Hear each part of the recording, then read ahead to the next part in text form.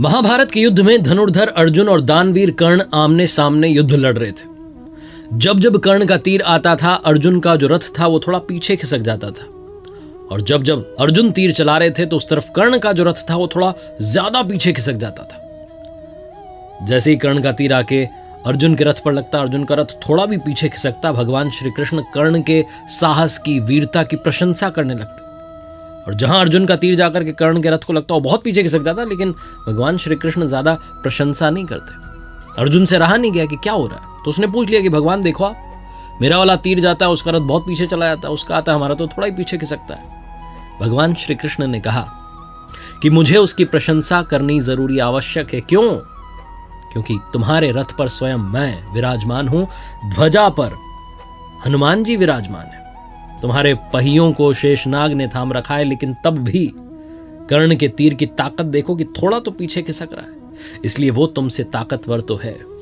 अर्जुन ने जब ये सुना और समझा तो उसका जो घमंड था वो चूर चूर हो गया, टूट गया। कर्ण महाभारत का अहम किरदार। कर्ण को लेकर के बहुत सारी बातें दुनिया में कहीं सुनी जाती हैं। कर्ण से सीखने के लिए बहुत कुछ है, कर्ण की गलतियों से भी सीखने के लिए बहुत कुछ है। स्वागत है आपका लर्निंग सीरीज सीखोगे नहीं तो जीतोगे कैसे में। मेरा नाम है आरजे कार्तिक और शुरुआत में कहना चाहता हूं कि कवच कुंडल जिसने इंद्र को दान दिया था, मित्रता के खातिर सर्वस्व अपना बलिदान किया था, धर्म मार्ग पर चलना जिसका स्वाभिमान था, आपने सही पहचाना, वो कर्ण वाकई में महान था। 5 लर्निंग्स फ्रॉम कर्ण। आइए शुरू करते हैं। सबसे पहले बात करता हूं मैं कर्ण के किरदार की। तो बहुत से लोग दुनिया में जिन्होंने महाभारत को पढ़ा समझा है वो कहते हैं कि कर्ण से क्या सीखें। कर्ण तो महाभारत को रुकवा सकता था, कर्ण ने ये नहीं किया। कर्ण की गलतियों से भी सीखा जा सकता है। सबसे पहले मैं यही कहूंगा कि कर्ण की गलतियों से सीखिए, कभी जीवन में ऐसी गलतियां मत कीजिएगा। पहली गलती जो कर्ण ने की, हस्तिनापुर में जब सारे राजकुमार शिक्षा ग्रहण करके वापस आए, कौरव पांडव, तो सारे राजकुमारों की जो कला थी उसका प्रदर्शन करवाया जा रहा था। मैदान में सब इकट्ठे थे और सब अपने टैलेंट का शोकेस कर रहे थे। तभी वहां कर्ण पहुंच जाता है और अर्जुन को चेतावनी देता है, खुली चुनौती देता है कि आ जाओ मेरे साथ में, आजमाओ, बताओ किसमें कितना दम है। अब कर्ण जो था वो उम्र के हिसाब से युधिष्ठिर से बड़ा था, भीम से बड़ा था, यहां तक कि अर्जुन से काफी बड़ा था। बहुत एज डिफरेंस था। अपने से काफी छोटे को ऐसे ललकारना ये शोभा नहीं देता, और यही पहली गलती कर्ण ने कर दी थी। दूसरी गलती जो कर्ण ने की थी वो थी भरी राजसभा में जहां चौसर का खेल खेला जा रहा था, पांडव हार चुके थे, द्रौपदी को बुलाया गया, चीर हरण किया जा रहा था। तब दुर्योधन के ही भाई विकर्ण ने कहा कि ये गलत हो रहा है भैया, इसको रोक दीजिए। तब कर्ण विकर्ण से बहस करने लगा और कहने लगा कि ऐसी स्त्री के साथ तो यही सब होना चाहिए। बहुत सारे ऐसे शब्द कह दिए जो नहीं कहने चाहिए थे, और वही सब जो शब्द थे, वही जो दृश्य था, वही महाभारत का कारण बना। कर्ण चाहता तो वो रुकवा सकता था, वो नारी का सम्मान कर सकता था, लेकिन वो आवेश में आकर कहता चला गया और युद्ध का कारण बना। इसलिए जीवन में कभी भी किसी भी नारी का अपमान मत करना। दूसरी बात जो सीखी जा सकती है कर्ण के किरदार से, काफी सारी अच्छाइयां भी थी, दानवीर था कर्ण। दूसरी बात जो सीखी जा सकती है वो है बाउंस बैक करना। जीवन में विपरीत परिस्थितियों में भी खुद को टूटने नहीं देना।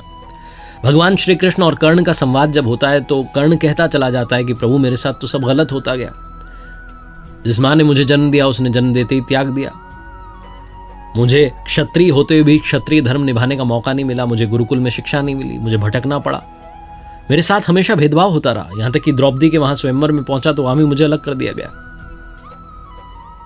लेकिन कर्ण के जीवन से जो सीखने वाली बात है, उसने हर परिस्थिति में खुद को ढाला और उससे बाहर निकलने की सोची, बाउंस बैक करने की सोची। जब गुरुकुल में द्रोणाचार्य जी ने मना कर दिया था कर्ण को शिक्षा देने से, तो वो अपना गुरु को ढूंढने के लिए खुद निकल चुका था और गुरु परशुराम के पास जाकर के पहुंच चुका था।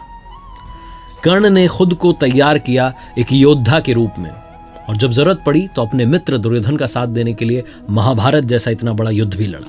तो कर्ण ये सिखाता है कि सिचुएशन चाहे जो हो, आप उससे बाहर निकल सकते हैं, आप बाउंस बैक कर सकते हैं। तीसरी बात जो कर्ण के जीवन से सीखने को मिलती है, शिक्षा का ही नहीं, शिक्षा देने वाले का भी उतना ही सम्मान कीजिए। कर्ण धनुर्विद्या सीखना चाहता था, गुरु द्रोणाचार्य जी के पास जाता है, वहां से इनको लौटा दिया जाता है, कहा जाता है कि हम तो सिर्फ क्षत्रिय को सिखाते हैं। कर्ण को कैसे भी धनुर्विद्या सीखनी होती है तो मालूम चलता है कि भगवान परशुराम जी के यहाँ सीखी जा सकती है, लेकिन वो सिर्फ ब्राह्मणों को सिखाते थे।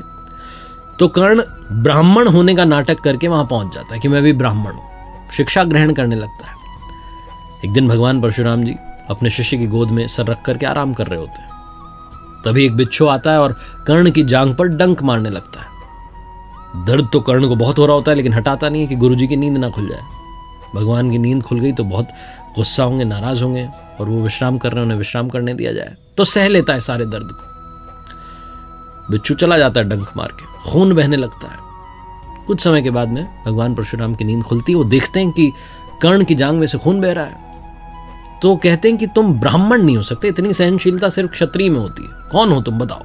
और गुस्सा आ जाता है और वो श्राप दे देते हैं कि तुम मेरी विद्या को तब भूल जाओगे जब सबसे ज्यादा जरूरत होगी, सबसे ज्यादा आवश्यकता होगी, उस समय तुम्हें याद ही नहीं आएगा। कर्ण चरणों में गिर जाता है, कहने लगता है भगवान ऐसा श्राप मत दीजिए। लेकिन श्राप एक बार दे दिया, वापस तो लिया नहीं जा सकता।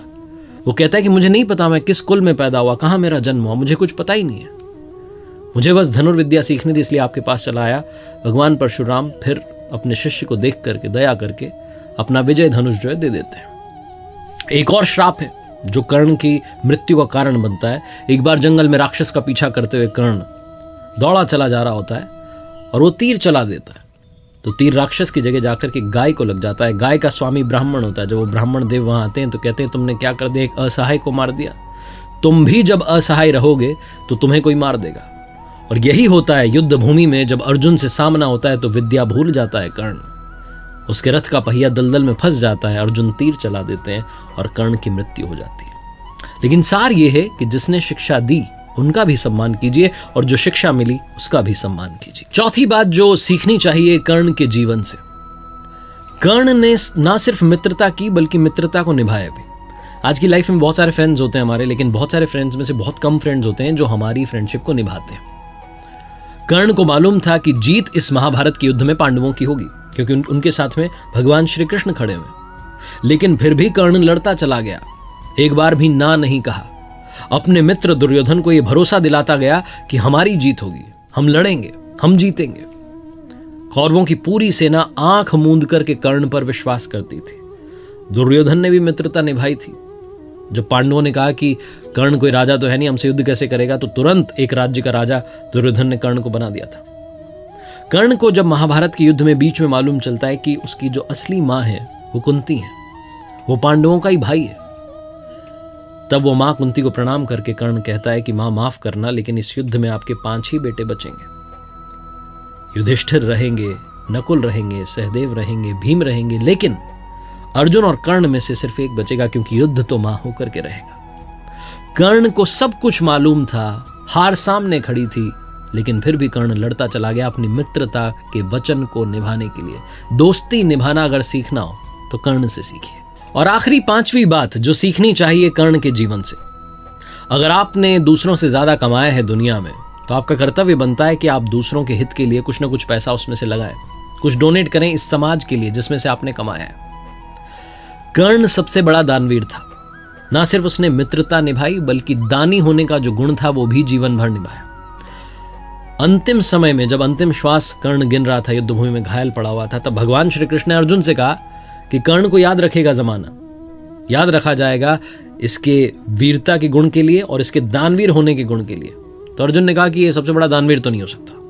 तो भगवान श्री कृष्ण ने कहा अभी बता देते हैं तुम्हें। ब्राह्मण का वेश धर करके पहुंच गए भगवान कर्ण के पास जो युद्धभूमि में घायल पड़ा हुआ था, और जाकर के कहने लगे कि आए तो हम आपसे मदद मांगने के लिए थे, लेकिन आप तो खुद ही अभी अपने अंतिम श्वास गिन रहे हैं, चलिए हम चलते हैं, बाद में आते हैं, अब आपसे मिलेंगे, किसी अगले जन्म में मिलना होगा। तो कर्ण ने कहा रुकिए महाराज, आप आए ब्राह्मण देव और आप खाली कैसे जा सकते हैं, माना कि मेरी मृत्यु बस होने ही वाली है। लेकिन तुरंत कर्ण ने युद्धभूमि में से पत्थर उठाया, अपना सोने का दांत तोड़ करके उनको दे दिया और कहा ये ले जाइए, मुझे क्षमा कीजिएगा, मैं आपकी ज्यादा मदद नहीं कर पाया।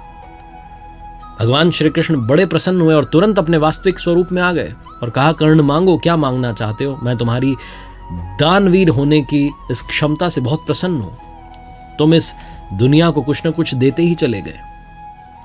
कर्ण ने अपने अंतिम समय में भगवान श्री कृष्ण से 3 वरदान मांगे थे। सबसे पहला कर्ण ने कहा कि मेरे साथ में जिस तरीके का अन्याय हुआ, आप अपने अगले जन्म में सुनिश्चित कीजिएगा कि मेरे वर्ग के लोगों के साथ में अन्याय ना हो।